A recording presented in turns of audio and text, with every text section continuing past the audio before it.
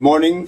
सभी को नमस्कार करते हुए आप सभी को फिर दोबारा से इस द लीगल शिक्षा वैली यूट्यूब चैनल पर फिर स्वागत करता हूं। आज की चर्चा हम बहुत ही इम्पोर्टेंट टॉपिक के ऊपर करने वाले हैं।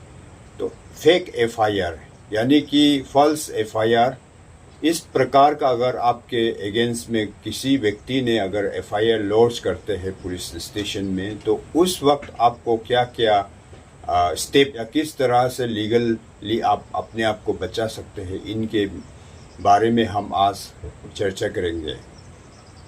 ये फेक एफआईआर जो है कहीं कहीं अपने रिवेंज को लेने के लिए कोई कोई जो है बिना मतलब का ग्राउंडलेस एफआईआर भी दर्ज करते हैं, जिसके अल्टेरियर मोटिव होता है कि किसी को हरासमेंट देना, किसी को तकलीफ देना, किसी को मतलब अपने ईगो का जो सेटिस्फाइड करने के लिए कई कई जगहों पर भी फॉल्स एफआईआर को हम आज जो है देखने को मिल रहे हैं। तो इसी प्रकार से अगर आपके साथ भी अगर दुर्घटना होता है, के खिलाफ कोई फॉल्स एफआईआर जो है लॉन्च किया, केस दर्ज किया, तो इस सिचुएशन में आपको किस प्रकार से टैकल करना है, इसके बारे में हम चर्चा करेंगे।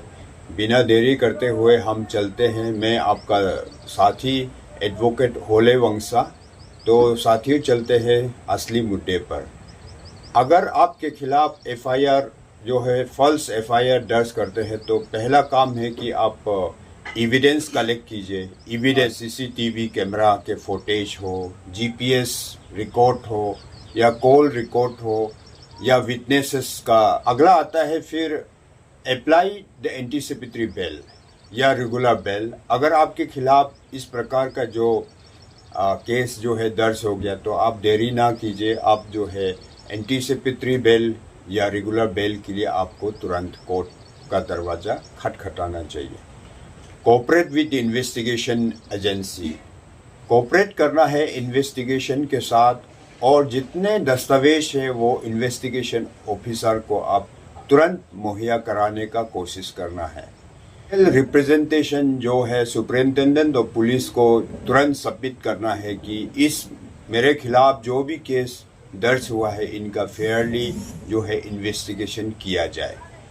अगर आपको लगे कि आपके खिलाफ जो एफआईआर दर्ज किया है, इसका जो है इन्वेस्टिगेशन बायस हो रहा है, यानी कि आपके अगेंस्ट में इन्वेस्टिगेशन जा रहा है, तो आप कोर्ट का दरवाज़ा खटखटा सकता है कि इस इन्वेस्टिगेशन को ट्रांसफ़र किया जाए, यानी कि दूसरे इन्वेस्टिगेशन ऑफिसर को सौंपा जाए। इस प्रकार से भी आप उसको कर सकते हैं। हाई कोर्ट में तुरंत पिटीशन फाइल कीजिए कि जो भी एलिगेशन मेरे ऊपर जो लगाए गए इस एफआईआर के जरिए, ये जो है कोई कॉग्निजेबल ऑफेंस का कंटेंट नहीं है।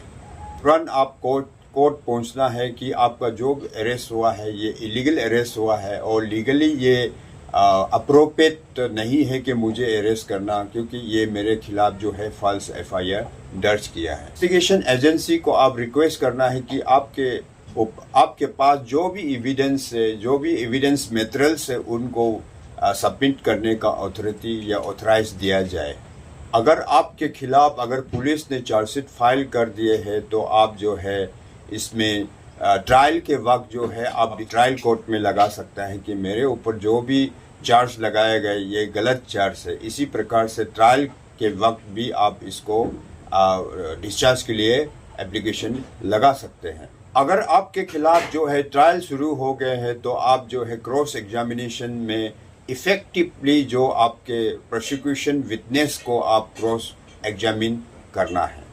मैं आपके जानकारी के लिए कोई सुप्रीम कोर्ट का जो इम्पोर्टेंट जजमेंट दिया गया है कि फेक एफआईआर के ऊपर में, उसका एक साइटेशन आपका जानकारी के लिए मैं शेयर करना चाहता हूँ।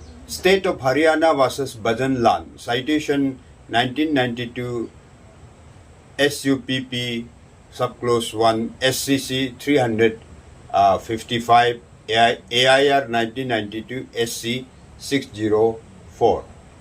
ऑनरेबल सुप्रीम कोर्ट ने कहा कि हाईकोर्टों के पास अपने इनहेरेंट पावर है, उस पावर को इस्तेमाल करके एफआईआर कोर्ट को सेटिस्फाइड लगे कि हाँ ये एफआईआर जो है फेक है, इसमें कोई इतना खास नहीं है, तो वो जिस एफआईआर पर कॉग्निजेबल ऑफेंस का डिस्क्लोज नहीं है तो उस एफआईआर को जो है हाई कोर्ट जो है अपने इनहेरेंट पावर को इस्तेमाल करके जो है उसे रद्द कर सकते हैं।